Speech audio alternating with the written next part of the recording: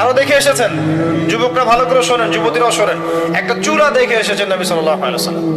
চুলার নিচের দিকটা হচ্ছে প্রশস্ত আর মাথাটা চিকন, এমন শেপটা অনেকটা, আল্লাহ ভালো জানেন, আমি বুঝাচ্ছি, বোঝানোর জন্য বলছি, হয়তো বা এমন মাথাটা গোল, এটা এভাবে রাউন্ড করা, চুলা দেখে এসেছেন।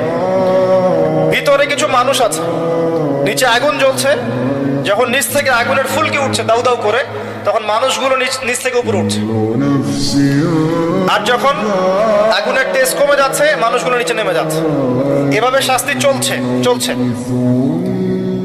নবী সাল্লাল্লাহু আলাইহি ওয়াসাল্লাম জিজ্ঞাসা করেন, এরা কারা? তাকে বলা হচ্ছে, এরা হচ্ছে আপনার উম্মতের সেই সব ব্যক্তি যারা জিনা করেছে। আমার কথা কি বুঝতে পারছেন?